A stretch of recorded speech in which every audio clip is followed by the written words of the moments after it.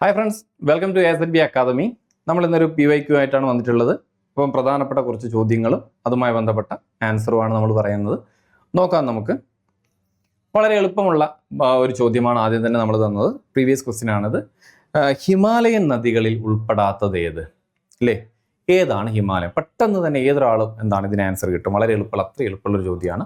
Himalayan നദികളിൽ ഉൾപ്പെടാത്തത് ഏത്? Sindhu option A, option B ആണ് നർമ്മദ, ഓപ്ഷൻ C ആണ് ഗംഗ, ഓപ്ഷൻ D ആണ് ബ്രഹ്മപുത്ര. അങ്ങനെ 4 ഓപ്ഷനാണ് നമുക്കുള്ളത്. അപ്പോൾ ഇതിലെ ഹിമാലയൻ നദികൾ ഉൾപ്പെടാത്തത് ഏത്? അപ്പോൾ നിങ്ങൾക്ക് എല്ലാവർക്കും ഇത് അറിയുന്നതാണ്, എങ്കിലും അറിയാത്തവരുണ്ടെങ്കിൽ ഒന്ന് നോക്കാം. നമ്മൾ ഇന്ത്യയിലെ നദികളെ പ്രധാനമായിട്ടും നമ്മൾ എന്ത് ചെയ്തിട്ടുണ്ട്? രണ്ടായിട്ട് തിരിച്ചിട്ടുണ്ട്, അല്ലേ? രണ്ടായിട്ട് തിരിച്ചിട്ടുണ്ട്. ഹിമാലയൻ നദികളെന്നും ഉപദ്വീപീയൻ നദികളെന്നും. ലോകത്തിൽ ഹിമാലയം വ്യാപിച്ച് കിടക്കുന്ന രാജ്യങ്ങൾ ഈ ഒരു ഭാഗത്തായിട്ടാണ്. ഏത് 7ഓളം രാജ്യങ്ങളിലായിട്ട് ഹിമാലയം ഇങ്ങനെ പരന്ന് കിടക്കുകയാണ്. ആ ഹിമാലയത്തിൽ നിന്ന് ഉത്ഭവിക്കുന്ന നദികളെയാണ് നമ്മൾ എന്ത് വിളിക്കുന്നത്? ഹിമാലയൻ നദികൾ എന്ന് വിളിക്കുന്നത്, അല്ലേ? ഈ ഭാഗത്തുള്ള ഹിമാലയം, ഇവിടെ നിന്ന് ഉത്ഭവിക്കുന്ന നദികളെയാണ് ഹിമാലയൻ നദികൾ എന്ന് വിളിക്കുന്നത്. ആരൊക്കെയാണ് ഹിമാലയൻ നദികൾ? നമുക്കറിയുന്നതാണ്, അല്ലെ? ആരൊക്കെയാണ്?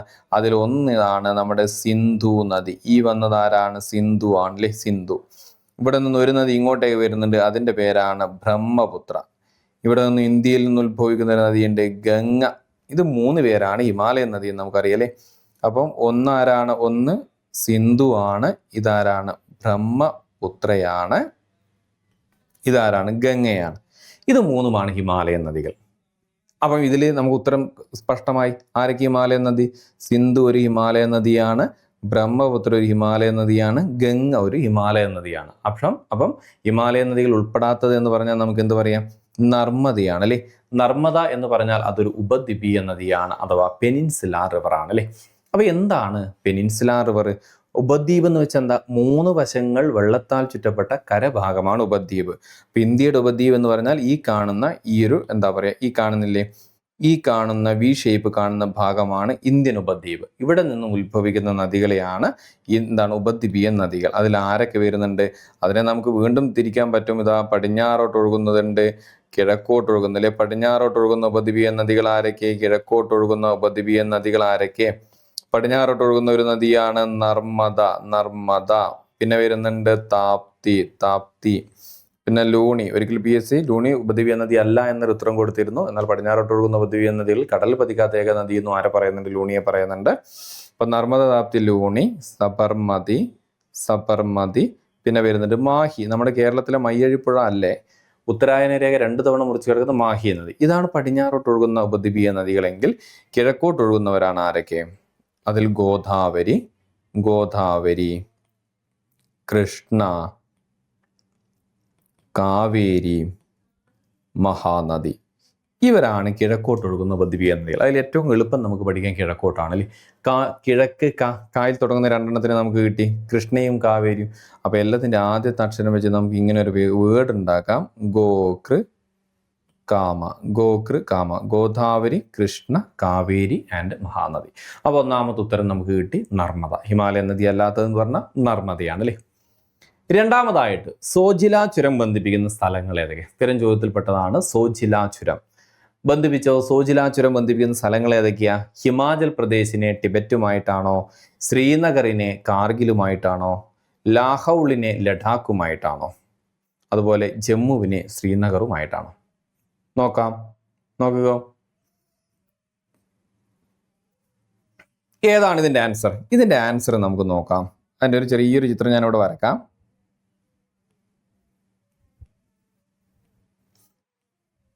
എന്താ ഇവിടെ നോക്കിക്കോ. നമ്മുടെ ജമ്മു, ഇത് ജമ്മു ആണെന്ന് സങ്കല്പിച്ചോ. ജമ്മുവിനെ ഇതാ ഇവിടെയുള്ള ശ്രീനഗറുമായി ബന്ധിപ്പിക്കുന്ന ചുരം. ജമ്മുവിനെ ശ്രീനഗറുമായിട്ട് ബന്ധിപ്പിക്കുന്ന ഈ ചുരത്തിന്റെ പേരാണ് ബനിഹൽ. അപ്പം ജമ്മുവിനെ ശ്രീനഗറുമായി ബന്ധിപ്പിക്കുന്ന ചുരമാണേത്? ബനിഹൽ. ഒന്നാമതായിട്ട് ബനിഹൽ. ജമ്മുവിനെ ശ്രീനഗറുമായി ബന്ധിപ്പിക്കുന്ന ചുരം ഏതാ? ബനിഹൽ.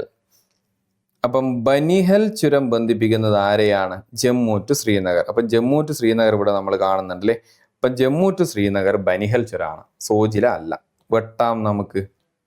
അപ്പൊ ഇതല്ല. ഇനി അടുത്തത് ഇനി അടുത്ത് നോക്കണം, ജമ്മുവിനെ ശ്രീനഗർ ആണെങ്കിൽ ബനിഹിൽ, ശ്രീനഗറിനെ ഗിൽജിത്ത് എന്ന് പറയുന്ന സ്ഥലവുമായി ബന്ധിപ്പിക്കുന്ന ഒരു ചുരമുണ്ട്, ശ്രീനഗർ ടു ഗിൽജിത്ത്. അതിന്റെ പേരാണ് ബുർസില. ബുർസില. ജമ്മുവിനെ ശ്രീനഗറിനെ ഗിൽജിത്തുമായി ബന്ധിപ്പിക്കുന്നു ബുർസില. ശ്രീനഗർ ടു ഗിൽജിത്ത് അങ്ങനെ ഇതിൽ ഓപ്ഷനിലില്ല. ഇനി ശ്രീനഗറിനെ ഇവിടുന്ന് വേറൊരു ചുരമുണ്ട്, കാർഗിൽ വഴി. കാർഗിൽ വഴി ലേ. ശ്രീനഗറിനെ ഇത് കാർഗിലാണ്, ഇത് ലേ ആണ്. ശ്രീനഗറിനെ കാർഗിൽ വഴി ലേ കണക്ട് ചെയ്യുന്ന ചുരമാണ് സോജില. സോജില. ശ്രീനഗറിനെ കാർഗിൽ വഴി ലേ. അപ്പം ശ്രീനഗർ ടു കാർഗിൽ എന്ന് പറഞ്ഞാലോ ശ്രീനഗർ ടു ലേ എന്ന് പറഞ്ഞാലും സോജില കൊടുക്കാം. അപ്പൊ ശ്രീനഗറിനെ കാർഗിൽ വഴി ലേ കണക്ട് ചെയ്യുന്ന ചുരം ഏതാ? സോജില ഓപ്ഷനിലുണ്ട്. അപ്പം ഉത്തരം നമുക്ക് ഓൾറെഡി കിട്ടിക്കഴിഞ്ഞു അല്ലേ. ഹിമാചൽ പ്രദേശിനെ ടിബറ്റുമായി ബന്ധിപ്പിക്കുന്ന ഒരു ചുരമുണ്ട്, അതിന്റെ പേരാണ് ഷിപ്കില ചുരം. ഷിപ്കില. ഹിമാചൽ പ്രദേശിനെ ടിബറ്റുമായി ബന്ധിപ്പിക്കുന്ന ഷിപ്കില. ഇവിടെയുള്ള ലഡാക്കിനെ ലാഹൌൾ സ്പിതിയുമായി ബന്ധിപ്പിക്കുന്ന ചുരമാണ് ബാരാലാച്ചില. ബാരാലാച്ചില. ലഡാക്കിനെ ലാഹൌൾ സ്പിതിയുമായി ബന്ധിപ്പിക്കുന്ന ചുരമാണ് ബാരാലാച്ചില. അപ്പം ഇതിന്റെ ആൻസർ നമുക്ക് കിട്ടി. സോജില ചുരം ബന്ധിപ്പിക്കുന്ന സ്ഥലങ്ങൾ ഏതൊക്കെയാണ്? സോജില ചുരം ബന്ധിപ്പിക്കുന്നു, ശ്രീനഗറിനെ കാർഗിലുമായിട്ട് ബന്ധിപ്പിക്കുന്ന ചുരമാണ് സോജില ചുരം. കിട്ടി. അടുത്തൊരു ചോദ്യം നോക്കാം നമുക്ക്. ഉഷ്ണമേഖല ചുഴലിക്കാറ്റുകൾ അറ്റ്ലാന്റിക് മേഖലയിൽ എന്തു പേരിൽ അറിയപ്പെടുന്നു? ഉഷ്ണമേഖല ചുഴലിക്കാറ്റുകൾ അറ്റ്ലാന്റിക് മേഖലയിൽ എന്തു പേരിലാണ് അറിയപ്പെടുന്നത്? പ്രധാനപ്പെട്ട 4 ചുഴലിക്കാറ്റുകളുടെ പേരുകൾ വന്നിട്ടുണ്ടല്ലോ. സൈക്ലോൺ ഉണ്ട്, ടൈഫൂൺ ഉണ്ട്, വില്ലി വില്ലീസ് ഉണ്ട്, ഹാരിക്കെയിൻസ് ഉണ്ട്. ഇതിൽ ഏതാണ് അറ്റ്ലാന്റിക് മേഖലയിൽ വീശുന്ന ചുഴലിക്കാറ്റ്? ആൻസർ വന്നോട്ടെ. സൈക്ലോൺ എന്ന് പറഞ്ഞാൽ എന്താണ്?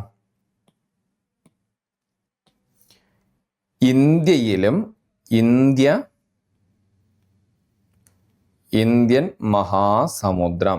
ഇന്ത്യയിലും ഇന്ത്യൻ മഹാസമുദ്രത്തിലും വീശുന്ന അസ്ഥിരവാദമാണ് സൈക്ലോൺ. ദക്ഷിണ ചൈന കടലിൽ വീശുന്ന അസ്ഥിരവാദത്തിന്റെ പേരാണ് ടൈഫൂൺ. ചൈന കടൽ വീശുന്ന ടൈഫൂൺ. ഓസ്ട്രേലിയയിൽ വീശുന്ന അസ്ഥിരവാദത്തിന്റെ പേരാണ് വില്ലി വില്ലീസ്. ഓസ്ട്രേലിയയിൽ വീശുന്നതിന്റെ പേരെന്താണ്? Willy willies. വെസ്റ്റ് ഇൻഡീസ് മുതൽ മെക്സിക്കോ വരെ വീശുന്ന അസ്ഥിരവാദത്തിന്റെ പേരാണ് ഹാരിക്കെയിൻസ്. അല്ലെങ്കിൽ അറ്റ്ലാന്റിക് മേഖലയിൽ വീശുന്ന അസ്ഥിരവാദത്തിന്റെ പേരാണ് ഹാരിക്കെയിൻസ്. അപ്പൊ ആൻസർ ഏതാണ്? അപ്പൊ ഇതിന്റെ ആൻസർ വരുന്നത് ഹാരിക്കെയിൻ ആണ് അല്ലെ. ഉഷ്ണമേഖലാ ചുഴലിക്കാറ്റുകൾ അറ്റ്ലാന്റിക് മേഖലയിൽ എന്ത് പേരിലാണ് അറിയപ്പെടുന്നത്? ഹാരിക്കെയിൻസ് എന്ന പേരിലാണ് അറിയപ്പെടുന്നത്. അത്രയുമാണ് ഓർമ്മിക്കേണ്ടത്. അടുത്ത ക്വസ്റ്റ്യനിലേക്ക് പോകാം നമുക്ക്. അതിനു മുമ്പിട്ട് അപ്പോൾ നമ്മുടെ മിഷൻ ബാച്ച് 2027 മിഷൻ LDC ബാച്ചുകൾ ആരംഭിച്ചിട്ടുണ്ട്. അപ്പം കൃത്യമായിട്ടുള്ള ചിട്ടയായ പഠനമാണ് നമ്മുടെ ആപ്പ് വഴി നിങ്ങൾക്ക് നൽകുന്നത്. കൃത്യമായിട്ടുള്ള മെൻറ്ററോടുകൂടി നിങ്ങൾക്ക് എല്ലാ വിഷയങ്ങളും സിലബസ് അധിഷ്ഠിതമായിട്ടുള്ള ക്ലാസ്സുകൾ നൽകുന്നതാണ്. അപ്പോൾ അതിൻ്റെ നമ്മുടെ ഫീച്ചേഴ്സ് എന്ന് പറയുന്നത് എന്തൊക്കെയാണ്? അതിൽ ഡെയിലി സ്റ്റഡി പ്ലാൻ, ഓരോ ദിവസവും നമുക്ക് പഠിക്കാനുള്ള സ്റ്റഡി പ്ലാൻ കൃത്യമായിട്ട് ഇത്ര ഭാഗങ്ങൾ കവർ ചെയ്യാനുണ്ട്. ആ പഠിച്ച ഭാഗങ്ങളെക്കുറിച്ച് കൃത്യമായിട്ടുള്ള എക്സാമും കാര്യങ്ങളും നടത്തുന്നതാണ്. അപ്പം ഡെയിലി സ്റ്റഡി പ്ലാൻ നമുക്കുണ്ട്. അതുപോലെ തന്നെ ലൈവ് ആൻഡ് റെക്കോർഡ് ക്ലാസ്. വെറും റെക്കോർഡ് ക്ലാസ് മാത്രമല്ല, അധ്യാപകരുമായിട്ട് നിങ്ങൾക്ക് നേരിട്ട് സംവദിക്കാനുള്ള അവസരമുണ്ട്. അപ്പോൾ ലൈവ് സെഷൻ ക്ലാസ്സുകളും റെക്കോർഡ് ക്ലാസ്സുകളും നിങ്ങൾക്ക് ലഭ്യമാണ്. ഡെയിലി മോക്ക് ടെസ്റ്റ്, അതായത് നമ്മൾ ദിവസവും പഠിക്കുന്ന ഭാഗങ്ങളിൽ നിന്ന് മോക്ക് ടെസ്റ്റുകളും കൃത്യമായിട്ട് നിങ്ങൾക്ക് ഉണ്ടായിരിക്കും. അതുപോലെ തന്നെ സ്പെഷ്യൽ CA സെഷൻസിലെ, അതുപോലെ തന്നെ കറണ്ട് അഫയേഴ്സിൻ്റെയൊക്കെ സ്പെഷ്യൽ സെഷൻസ് നിങ്ങൾക്ക് നൽകുന്നുണ്ട്. പിന്നെ മറ്റൊരു മെൻറ്റർഷിപ്പ് സപ്പോർട്ട്. നിങ്ങൾക്ക് ഏത് സമയത്തും നിങ്ങൾക്ക് ഈ സബ്ജക്റ്റുമായി ബന്ധപ്പെട്ട വിഷയങ്ങൾക്ക് പരിഹാരം നൽകാൻ, സംശയങ്ങൾക്ക് നിവാരണം നൽകാൻ കൃത്യമായിട്ടുള്ള ഒരു മെൻറ്റർ ഉണ്ടായിരിക്കും. അതുപോലെ തന്നെ സ്പെഷ്യൽ റിവിഷൻ സെഷൻ, പഠിച്ച ഭാഗങ്ങൾ വീണ്ടും പുനർവിചിന്തനം നടത്താൻ നമുക്ക് വീണ്ടും പഠിക്കാനും അതുപോലെ തന്നെ ഓർമ്മിക്കാനും വേണ്ടിയിട്ട് വീണ്ടും റിപ്പീറ്റേഷൻ ചെയ്യുന്നതായിരിക്കും. അപ്പം സ്പെഷ്യൽ റിവിഷൻ സെഷൻ നമ്മൾ നടത്തുന്നുണ്ട്. അതുപോലെ തന്നെ മോട്ടിവേഷൻ സെഷൻസ് പ്രത്യേകമായിട്ടും നിങ്ങളുടെ ഏത് ഘട്ടങ്ങളിലാണെങ്കിൽ പോലും നിങ്ങളെ ഉയർത്തിക്കൊണ്ടുവരാനുള്ള മോട്ടിവേഷനും കാര്യങ്ങളൊക്കെ നമ്മൾ നൽകുന്നതാണ്. അതുപോലെ തന്നെ കമ്പൈൻഡ് സ്റ്റഡി, കൃത്യമായിട്ടുള്ള കമ്പൈനിങ് സ്റ്റഡി ഫെസിലിറ്റീസും നമുക്ക് അവൈലബിൾ ആണ്. ഓക്കെ. അപ്പം നമ്മുടെ ബാച്ചിൻ്റെ വാലിഡിറ്റി ടിൽ എക്സാം എപ്പം വരെയാണോ എപ്പോഴാണോ LDCയുടെ എക്സാം അതുവരെയാണ് നമ്മുടെ വാലിഡിറ്റി എന്ന് പറയുന്നത്. 2027 LDC ബാച്ചിലേക്കുള്ള നമ്മുടെ പുതിയ ബാച്ച് ആരംഭിച്ചിരിക്കുകയാണ്. അപ്പം ഇതുവരെ ജോയിൻ ചെയ്യാത്ത ആരെങ്കിലും ഉണ്ടെങ്കിൽ നിങ്ങൾക്ക് നമ്മുടെ ബാച്ചിലേക്ക് ജോയിൻ ചെയ്യാവുന്നതാണ്. അപ്പം നിങ്ങൾക്ക് എന്ത് ചെയ്താൽ മതി? ഇതിന് ഏറ്റവും സ്പെഷ്യൽ എന്ന് പറയുന്നത് ജോലി കിട്ടിയിട്ട് മാത്രം പകുതി ഫീസ്. അപ്പോൾ ആദ്യം നിങ്ങൾ എന്തേ വേണ്ടു? ആകെ പകുതി ഫീസ് മാത്രം നൽകിയാൽ മതി. അപ്പോൾ അത്രയും ഗ്യാരണ്ടിയാണ് നിങ്ങൾക്ക് മുന്നിൽ ഉറപ്പ് വെക്കുന്നത്. അപ്പം ജോലി കിട്ടിയതിന് ശേഷം നിങ്ങൾ എന്ത് ചെയ്താൽ മതി? പകുതി പൈസ അടച്ചാൽ മതി. ജോലി കിട്ടിയിട്ട് മാത്രം പകുതി ഫീസ്. അപ്പം പകുതി ഫീസോടുകൂടി നിങ്ങൾക്ക് എന്ത് ചെയ്യുക? ഇപ്പം LDC പഠിച്ചു തുടങ്ങാം. ഓക്കെ, ഇനി നമുക്ക് 4ാമത്തെ ചോദ്യത്തിലേക്ക് പോകാം അല്ലേ? താഴെ പറയുന്നവയിൽ ശരിയായ പ്രസ്താവനകൾ. അപ്പം ഇങ്ങനത്തെ ചോദ്യം കണ്ടാൽ ഞാൻ എല്ലായ്പ്പോഴും പറയുന്നതാണ്, ഇങ്ങനത്തെ ചോദ്യം കണ്ടാൽ നമ്മൾ എന്ത് ചെയ്യണം? ഇതിനെ ഹൈലൈറ്റ് ചെയ്ത് വെക്കണം. ശരിയായതാണോ തെറ്റായതാണോ എന്ന് കണ്ടെത്തും. നമ്മൾ ഉത്തരത്തിലെത്തും ചിലപ്പോൾ. അത് ശരിയാണോ തെറ്റാണോ എന്ന് പെട്ടെന്ന് ഓർമ്മിക്കൂല. അപ്പോൾ അതെന്ത് ചെയ്യും? തെറ്റിലേക്ക് വന്നു പോകും. അപ്പോൾ അതുകൊണ്ട് ആദ്യം നമ്മൾ കണ്ടെത്തേണ്ടത് ശരിയായ പ്രസ്താവനകളാണ്. അപ്പം നമുക്ക് നോക്കാം ഏതൊക്കെയാണ് ശരിയായ പ്രസ്താവനകൾ എന്നതിലേക്ക് വരാം. ഇന്ത്യൻ സ്റ്റാൻഡേർഡ് സമയം ഗ്രീനിച്ച് സമയത്തേക്കാൾ 5.5 മണിക്കൂർ മുന്നിലാണ്. കറക്റ്റായ പോയിന്റാണ്, ശരിയാണ്. ഇന്ത്യൻ സ്റ്റാൻഡേർഡ് സമയം ഗ്രീനിച്ച് സമയത്തേക്കാൾ എന്താണ്? 5.5 മണിക്കൂർ മുന്നിലാണ്. ഓക്കെ, തമിഴ്നാട്ടിലെ കൂടംകുളത്ത് ഒരു ഭൗമ താപോർജ നിലയം സ്ഥിതി ചെയ്യുന്നു. അങ്ങനെ ഒരു താപോർജ നിലയം ഇല്ല. ഗുജറാത്തിന്റെ തലസ്ഥാനം അഹമ്മദാബാദാണ്. ആണോ? ഗുജറാത്തിന്റെ തലസ്ഥാനം ഗാന്ധിനഗറാണ്. ഗാന്ധിനഗർ അല്ലേ? സത്ലജ് നദി സിന്ധു നദിയുടെ ഒരു പോഷക നദിയാണ്. കറക്റ്റ് അല്ലേ? അപ്പം ഇവിടെ 2ഉം 3ഉം തെറ്റാണ്. നമുക്ക് തെറ്റായത് കണ്ടെത്താനല്ല ചോദിച്ചിരിക്കുന്നത്. കണ്ടില്ലേ? അപ്പം 2ഉം 3ഉം കണ്ടോ? നിങ്ങൾ ഓപ്ഷനിൽ 2ഉം 3ഉം വന്നത് കണ്ടോ? അപ്പോൾ നമ്മൾ ശരിയോ തെറ്റാണോ എന്ന് ആദ്യം ഒന്ന് ഹൈലൈറ്റ് ചെയ്ത് നോക്കണം. അപ്പോൾ ഇവിടെ നമുക്ക് തെറ്റല്ല കാണേണ്ടത്, ശരിയാണ് കാണേണ്ടത്. ശരി എന്താണ്? 1ഉം 4ഉമാണ് ശരിയായ ആൻസർ. അപ്പോൾ എന്താണ്? ഓപ്ഷൻ സി ആണ് അല്ലേ? 1ഉം 4ഉമാണ് ശരിയായ ആൻസർ. ക്ലിയർ? എന്നാൽ നമുക്ക് അടുത്ത ക്വസ്റ്റ്യനിലേക്ക് പോകാം. അടുത്ത ക്വസ്റ്റ്യനാണ്, താഴെ പറയുന്നവയിൽ തെറ്റായ പ്രസ്താവനകൾ ഏതെല്ലാം? പ്രസ്താവന അല്ലെങ്കിൽ പ്രസ്താവനകൾ ഉണ്ടാകാം. താഴെ പറയുന്നത് തെറ്റായ. അപ്പോൾ നമ്മൾ എന്ത് ചെയ്യണം? ആദ്യം ചെയ്യേണ്ട കാര്യം ഹൈലൈറ്റ് ചെയ്യുക. തെറ്റായതാണ് കണ്ടെത്തേണ്ടത്. തെറ്റായ പ്രസ്താവനകളാണ് നമ്മൾ കണ്ടെത്തേണ്ടത്. അന്തരീക്ഷത്തിൻ്റെ ഏറ്റവും താഴത്തെ പാളി സ്ട്രാറ്റോസ്ഫിയർ ആണെന്ന് പറയുന്നു. ശരിയാണോ തെറ്റാണോ? നോക്കാം നമുക്ക്. നമുക്ക് അന്തരീക്ഷ പാളികളെ ഇങ്ങനെയൊന്ന് തരംതിരിക്കാം. എങ്ങനെയാണ്? നമ്മുടെ ഭൂമിക്ക് ചുറ്റുമായിട്ട് അന്തരീക്ഷ പാളികളുണ്ട് അല്ലേ? ഏതൊക്കെ? Troposphere, stratosphere, mesosphere, thermosphere, exosphere. ഇങ്ങനെ അന്തരീക്ഷം സ്ഥിതി ചെയ്യുന്നതായിട്ട് ഞങ്ങളൊന്ന് ചിന്തിച്ചോ. അപ്പോൾ ഇതിൽ ഏറ്റവും താഴെ ആരാ? ട്രോപ്പോസ്ഫിയർ അല്ലേ? ട്രോപ്പോസ്ഫിയർ. അതിൻ്റെ മേലെ സ്ട്രാറ്റോസ്ഫിയർ അല്ലേ? അതിൻ്റെ മേലെ മിസോസ്ഫിയർ ആണ്. അതിൻ്റെ മേലെ തെർമോസ്ഫിയർ ആണ്. ഏറ്റവും മേലെ എക്സോസ്ഫിയർ ആണ്. ചിലപ്പം അയണോസ്ഫിയർ എവിടെയെന്ന ചോദ്യം നിങ്ങളുടെ മനസ്സിൽ വന്നിട്ടുണ്ടാകാം. തെർമോസ്ഫിയറിലാണ് അയണോസ്ഫിയർ സ്ഥിതി ചെയ്യുന്നത്. തെർമോസ്ഫിയറിൻ്റെ താഴെ ഭാഗത്തെ അറിയപ്പെടുന്ന പേരാണ് അയണോസ്ഫിയർ. അപ്പോൾ ഒന്നാമത്തെ സ്റ്റേറ്റ്മെൻറ്റ് എന്താ അവിടെ പറഞ്ഞത്? അന്തരീക്ഷത്തിലെ ഏറ്റവും താഴത്തെ പാളി സ്ട്രാറ്റോസ്ഫിയർ എന്നറിയപ്പെടുന്നു. ഏറ്റവും താഴത്തെ പാളി സ്ട്രാറ്റോസ്ഫിയർ ആണോ? അല്ല, ട്രോപ്പോസ്ഫിയർ ആണ്. ഒന്നാമത്തെ സ്റ്റേറ്റ്മെൻറ്റ് എന്താണ്? അക്ഷരാർത്ഥത്തിൽ തെറ്റാണ്. അപ്പോൾ ഒന്നാമത്തെ സ്റ്റേറ്റ്മെൻറ്റ് തെറ്റ്. അടുത്തത്, നൈട്രസ് ഓക്സൈഡ് ഒരു ഹരിതഗൃഹവാതകമാണ്. ഹരിതഗൃഹവാതകമാണോ? ശരിയല്ലേ? അപ്പോൾ ഏതൊക്കെയാണ് ഹരിതഗൃഹവാതകം? ഒന്ന് നൈട്രസ് ഓക്സൈഡ് ഉണ്ട്, പിന്നെയോ കാർബൺ ഡൈ ഓക്സൈഡ് ഉണ്ട് അല്ലേ? കാർബൺ ഡൈ ഓക്സൈഡ്, പിന്നെയോ മീഥെയിൻ ഉണ്ട് അല്ലേ? മീഥെയിന് വരുന്നുണ്ട്, മീഥെയിന്, ഓസോണ്. ഇതൊക്കെയാണ് പ്രധാനപ്പെട്ട ഹരിതഗൃഹവാതകങ്ങൾ. അപ്പോൾ നൈട്രസ് ഓക്സൈഡ് ഒരു ഹരിതഗൃഹവാതകമാണ്. അപ്പം അതെന്താണ്? അത് ശരിയായ പ്രസ്താവനയാണ്. ഗ്രാനൈറ്റ് ഒരു തരം അവസാദശിലയാണ്. ആണോ? ഗ്രാനൈറ്റ് അവസാദശിലയാണോ? ഗ്രാനൈറ്റ് ഒരു ആഗ്നേയശിലയാണ്. ഗ്രാനൈറ്റ് ആഗ്നേയശിലയാണ്. ഏതൊക്കെ ആഗ്നേയശിലകൾ? 2 തരമുണ്ട്. ഭൂമിയുടെ ഉള്ളിൽ വെച്ച് മാഗ്മ തണുത്തുറഞ്ഞുണ്ടാകുന്നതാണെങ്കിൽ നമ്മളതിനെ അന്തർജാത ശിലകളെന്നും, ഭൂമിയുടെ പുറത്ത് ലാവ തണുത്തുറഞ്ഞുണ്ടാകുന്ന ശിലകളാണെങ്കിൽ ബാഹ്യജാത ശിലകളെന്നും പറയും.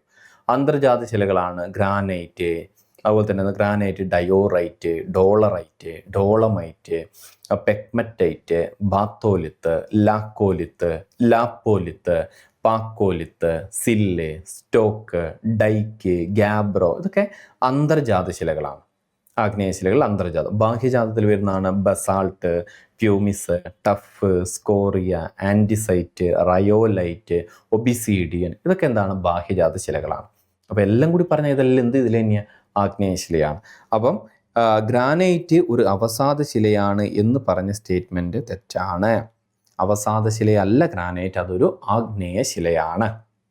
ക്ലിയർ ആണ്. അടുത്തത് അളകനന്ദ, ഭഗീരഥി നദി. അളകനന്ദ, ഭഗീരഥി എന്നീ നദികൾ ദേവപ്രയാഗിൽ വെച്ച് കൂടിച്ചേരുന്നു. അത് ശരിയാണോ തെറ്റാണോ നമുക്ക് നോക്കാം. ഗംഗയുടെ ഉത്ഭവം നമുക്കറിയാം അല്ലേ? എവിടെയാണ്? ഗംഗോത്രി ഗ്ലേസിയർ ആണ്.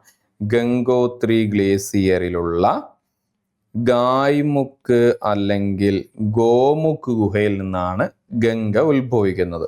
ഉത്ഭവസ്ഥാനത്ത് ഗംഗ ഭഗീരഥി എന്നാണ്. ഉത്ഭവസ്ഥാനത്ത് ഗംഗ അറിയപ്പെടുന്ന പേരാണ് ഭഗീരഥി.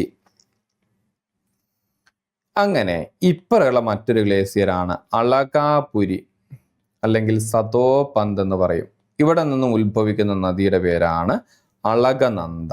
അളകനന്ദ. ഇതിന്റെ പേരെന്താണ്? അളകനന്ദ. അളകനന്ദ. ഇതിന്റെ പേരെന്താണ്?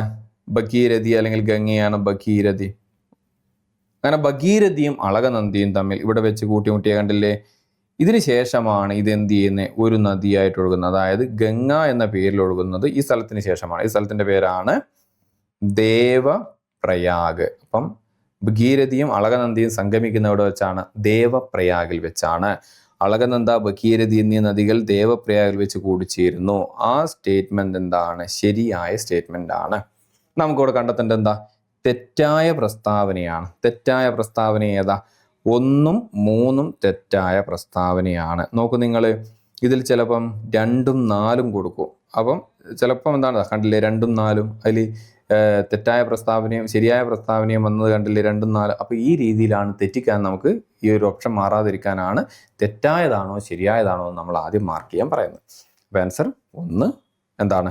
ഇതിൻ്റെ ആൻസർ വരുന്നത് ഏതാണ്? തെറ്റായ പ്രസ്താവനയാണെങ്കിൽ 1ഉം 3ഉമാണ്. അപ്പോൾ ഇത്രയുമാണ് നമുക്ക് ഇന്നത്തെ സെഷനിൽ ഉൾപ്പെടുത്തിയിരിക്കുന്നത്. അപ്പം മറ്റൊരു ക്ലാസ്സുമായി നമുക്ക് എന്ത് ചെയ്യാം? വീണ്ടും കാണാം.